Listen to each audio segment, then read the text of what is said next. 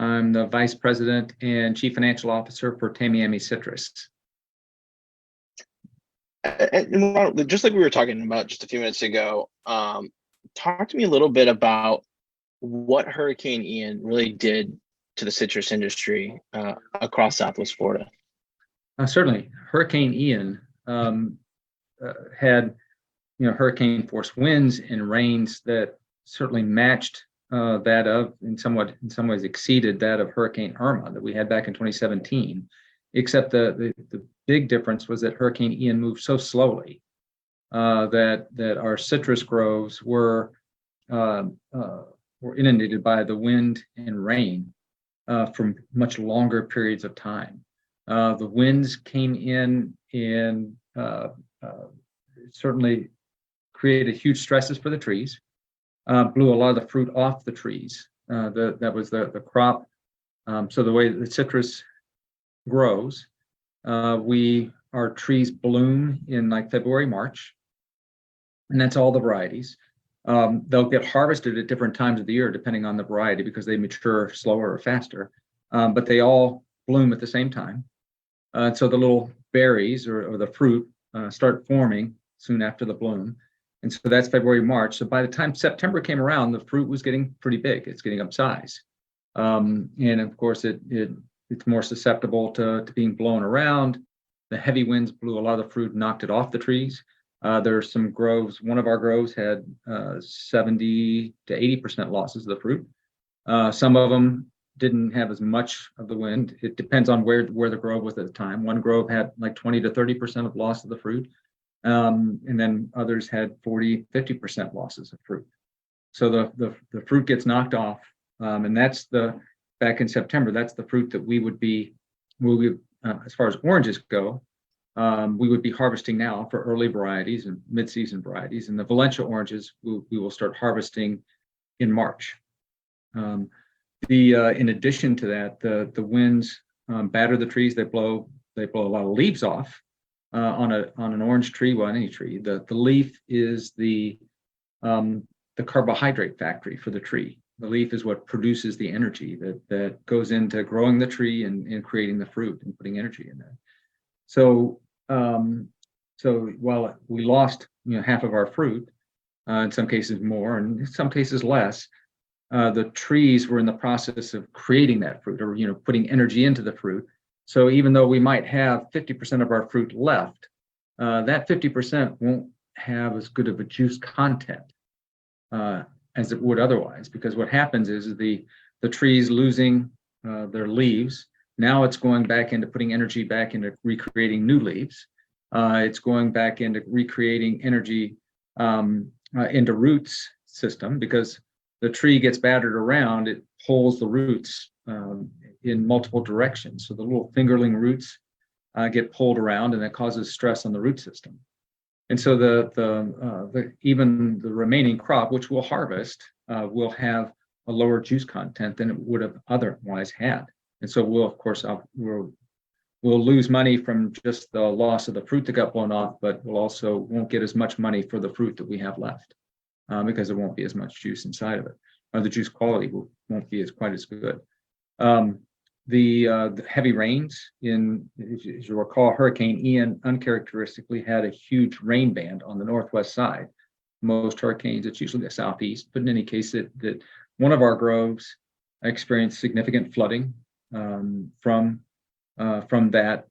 So in addition to losing the fruit blown off, the waters created a lot of damage to trees in areas that washed out end row trees, and we have a lot of roots exposed that we have to go back in and turn back up. Some of our younger groves, where we've planted young trees, those trees got blown over.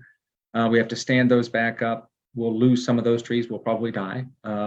We're trying to save them. Obviously there's physical damage to the grove, some of the buildings, as well as pump stations that we're in the process of fixing and repairing. The impact, of course, was bad, but what's made it worse is that it's an additional stress that our trees are under. Anybody that's been following citrus, and maybe you've noticed one of the biggest problems we've had is a disease called HLB greening disease in Florida citrus. It's actually in citrus pretty much around the world. But greening, the disease is more, we're learning a lot more about it, but it's more like an autoimmune disease on the tree. It weakens it, causes it to be much more susceptible to any other stress that a tree normally would recover more quickly from or be able to handle. And so the hurricane just, it created so much additional stress on top of trees that were experiencing stress from HLB greening that it has certainly has created a bigger challenge for us in the industry to keep going. The USDA just updated its forecast for this year's orange crop. It's now 16 million boxes. Each box is about 90 pounds, and that's the orange crop. The oranges that would be going into orange juice. For reference, Florida back in the early 2000s, 2000 to 2004, produced about 200 to 240 million boxes of oranges. And so this year, right now, the estimate's down to 16 million from 242. That is largely now before the hurricane, our crop estimate, the USDA's crop estimate was about 28 million boxes.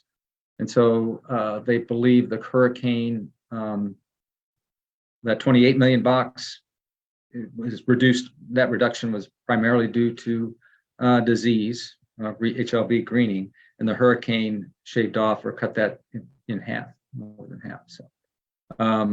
So we will see how that turns out because the season's not over yet. But we've got fewer oranges on the tree, and the oranges that are remaining will harvest, but their juice quality is going to be not quite as good. There's not going to be as much juice in those oranges.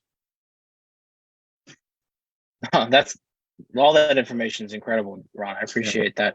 Let me ask you this. So part of what UF put out today, they talked about immediate losses right now, measuring over $1 billion. And then I know the ag department put out, I guess back in October, this could be several $1 million when you're talking equipment, you're talking just structures, trees, whatnot. This is something you probably could be dealing with the aftermath of this for not just this year, maybe the next couple of seasons. Yeah, I think so. And I think the citrus industry portion of that's probably, my guess is probably 700 or 800 million of that billion. Because the Hurricane Ian was big and moved slow. It touched a lot of groves. So and the effects were different at some groves, but the fact that even groves that were in just the tropical storm level winds suffered losses because of the time they were in those winds. Had Ian moved at a speed like Irma did, I think the damage would be significantly less. But it was slow moving, and we had the groves that were in those wind bands for such a long period of time that the stress and I think probably the UF University of Florida's estimates are based upon existing losses of what happened this year. What they probably are not able, and it's difficult to incorporate, is what impact that is going to have on our trees next year. So the trees were battered by the winds in September, lost a lot of fruit. The trees are putting energy back into recreating leaves, new flush. Branches that broke off, there's a lot of stress in the root system that it has to regrow. And so at a time when it should have been putting the last bit of energy going into the oranges that are on the tree, in December, it would have started storing up energy. Energy would have been storing up and be ready for the new bloom that's coming out for next year's crop. And so I think what we'll see is, particularly with a lot of younger trees, because they will have suffered a lot of stress, is that next year's crop will be negatively impacted by the effects of Hurricane Ian.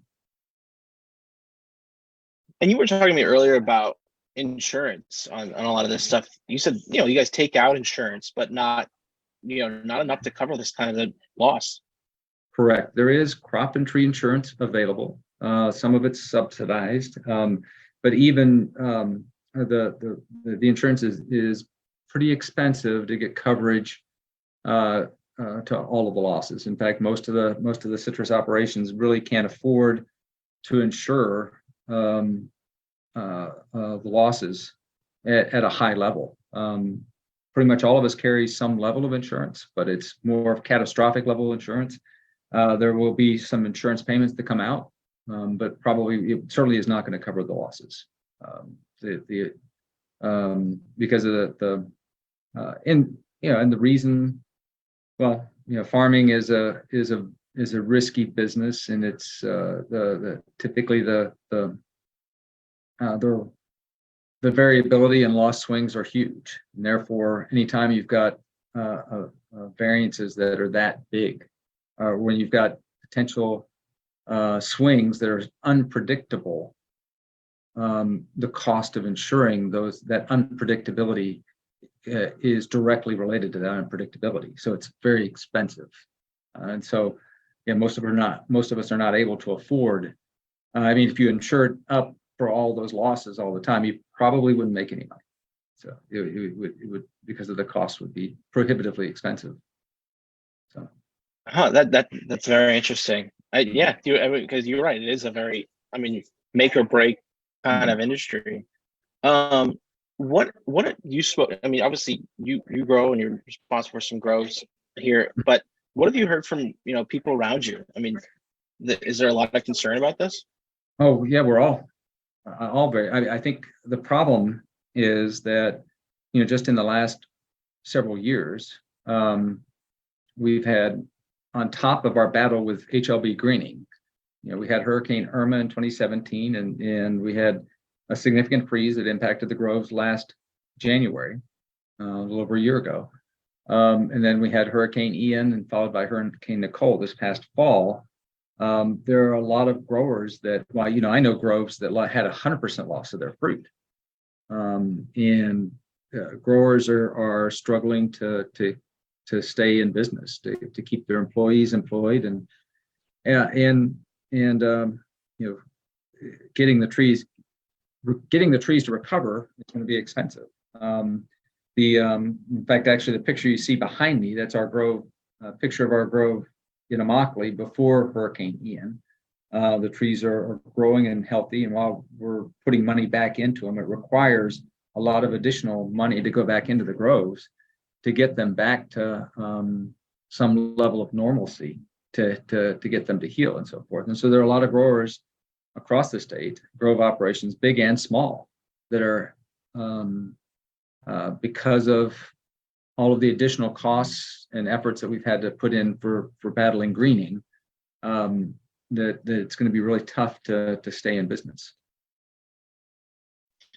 So, for the general consumer, obviously that's a concern. But you guys are still putting out oranges. You guys are still being, but it still affects everybody, I would think. Oh, right? It does. And you will see that in the grocery store, the cost of orange juice. I think orange juice prices, retail prices, based on AC Nielsen data that I've seen recently, they were at all time. We've never been this high, because and we're having to import orange juice from other countries, Brazil and Mexico, to supply, because we haven't been able to produce enough in Florida to supply the U.S. Now, Brazil and Mexico are also having disease problems, and so there are production issues that they're having as well. So we see that in the price of orange juice. You'll see that in the price of fresh fruit. And we grow a couple of our grows, the tangerines, the fresh, the easy to peel, seedless or very low seeded tangerines, and the cost of those are get pretty high various points of the year. So consumers will see that in the store, both in terms of the fresh fruit that they see on the shelves, and certainly in particular with the orange juice that they're buying. So how can you guys get help? What if you guys could have in a perfect world? Legislatively, or what? What can help you guys? Well, I will say this: the Florida's legislative delegation in fact, this occurred in December as part of the omnibus bill. The disaster relief funds were appropriated and sent to the USDA. And it's under Secretary of Agriculture Vilsack to help not just Florida citrus, but other agricultural operations and industries that have been hit by disaster within the last year or so. But certainly there were specific funds that were set up for citrus. The USDA is charged with helping out growers, but they programmatically they believed that the Secretary of Agriculture, but a little bit of history. We had a similar situation. I think that the damages were not quite as great, but they were pretty significant from Hurricane Irma back in 2017. At that time, Congress set up the Citrus Recovery Block Grant Program that's administered by the Florida Department of Emergency Management. And that block grant program provided a means by which funding to help growing operations, growers in Florida, recover from Hurricane Irma. Now, it took a long time to get it set up, but it is set up and working. That would be the best avenue for USDA under Secretary Vilsack to help out Florida agriculture and citrus growers in particular. The issue is that he's not certain, based upon the language of the omnibus bill that was created in December, that he has the authority to push the funds through the Citrus Recovery Block Grant Program. We're hopeful that the Florida delegation has proposed legislation at both, I think, in the House and the Senate to assure Secretary Vilsack that he does have the authority to use the Citrus Recovery Block Grant Program. And I think that's in that really, they just didn't include that language in the omnibus bill. I guess if they had, it was the intent all along, because I mean, we have this program already set up that had successfully reached out to all the growers impacted by Hurricane Irma. This was the way to help Florida citrus. The program is still there. The most of the people that helped administer it, because it had some requirements over a couple of years, and so those people are still there. So it's set up and ready to go. Secretary Vilsack just needs to know that he has the authority to use the funds that have been appropriated. They were done in the omnibus bill in December. So that's what would help Florida citrus growers right now, is for would be the legislature, the House and Senate, to make it clear to Secretary Vilsack that he has the authority to use the block grant program. And can you just explain to me in just simple terms what that block grant program would do for you guys? So what it does is the funding goes to administered by the Florida Department of Emergency Management. They hire personnel, some with Florida Department of Agriculture, as well as experts in the field of agriculture, to go out and verify. They would verify the citrus growers. Citrus growers would apply, indicate, and it would depend upon the metrics that had been proposed for, in the way that the funds were calculated in the omnibus bill for citrus.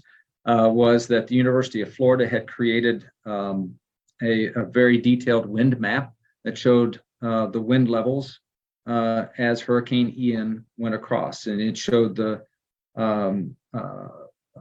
very definitively, what areas were hit by different levels of storm winds. And so if a grove was in hurricane level 3 or category 3, category 4 winds, it would show up on that map. And so a grower that was in category 4 level winds would apply and say, I was in this category of winds. We've got this amount of money per acre set aside, calculated in the omnibus bill. The Department of Emergency Management would use its personnel, and consultants, to go out and verify the location of the grove, that it's operating, that obviously to ensure that and verify the veracity of the claim. And that's how the funding would how the block grant program would work. So the acreage numbers could be verified through the Florida's Best Management Practice Program, which all of us have signed up for, or through the acreage numbers that we participate in through USDA programs. The Farm Service Agency, as a part of the USDA, has acreage numbers on all the active farms, citrus groves, et cetera, that are out there. And so they have, there's ways to verify. And so basically, the block grant program provides a means by which the Department of Emergency Management can verify the claims, verify the citrus grower, the acreage they have, the location of it, and certify that the funds are indeed going to a grower who is in the hurricane winds. So basically, just my understanding, then you guys would get those funds from that grant, and then you would distribute them to help replenish your groves and equipment and whatever you need to do to grow. Right? Yeah, basically, I think for a lot of us, it would be keeping us in business, replacing the revenue, because of the impacts help us to obviously replace the equipment, to repair the damage, the erosion that we experience in the groves, replace trees that did get lost, and keep our employees on board. So, and hopefully get our production levels back up to where we can grow a bigger crop next year. So absolutely, Ron. And particularly in the like I said, in the face of greening, we were all struggling as it was. So this was kind of a punch in the gut when we were already on the ground, so trying to get up. And that's so we kind of look at the block grant program would be a significant help to all of the citrus industry.